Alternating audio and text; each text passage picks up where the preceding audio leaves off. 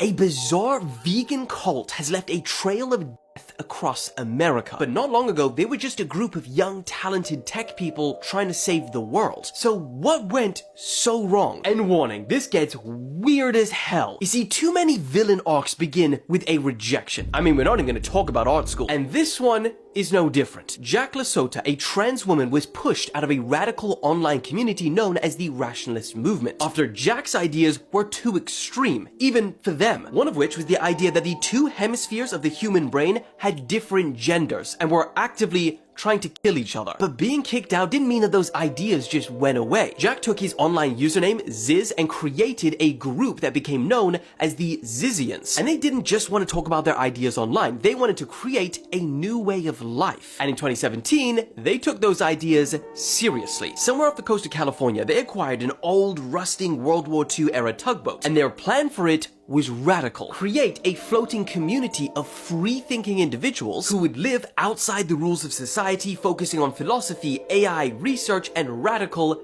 veganism. And after 5 years of living on this boat, they probably thought they had achieved this. But locals who saw the Zizians on board, they described them as dirty, isolated, feral humans. And after this rusted old boat started actually sinking, the Zizians were forced on land, and that's where things turned dark. Homeless and desperate, the Zizians relocated to California, and that's where they met 82-year-old Curtis Lynn. He rented them a space in his trailer park for around $2,000 a month, and at first, things seemed stable. Then, suddenly, they stopped paying. Curtis tried to evict them, the Zizians refused to leave, and the situation spiraled to the point where Curtis was attacked with a freaking sword. He was impaled through the chest, inflicted multiple stab wounds, including one that blinded his right eye. But despite his severe injuries, he managed to shoot 2 of his attackers, one fatally, and somehow he survived. But then, just last month, days before he was actually supposed to testify in court against the Zizians, Curtis was fatally stabbed in the neck outside his home by someone with the name Maximilian Schneider, successfully stopping him from ever testifying. And this was just the start. Another Zizian member was arrested after both her parents were found shot dead inside their home. And then also last month, 2 Zizian members got into a full-on shootout with Border Patrol, which resulted in the death of one of the officers and one of the members. And inside their car, authorities found night vision goggles, tactical gear, and an arsenal of weapons. Authorities realized this wasn't just some group of fringe intellectuals. This was a violent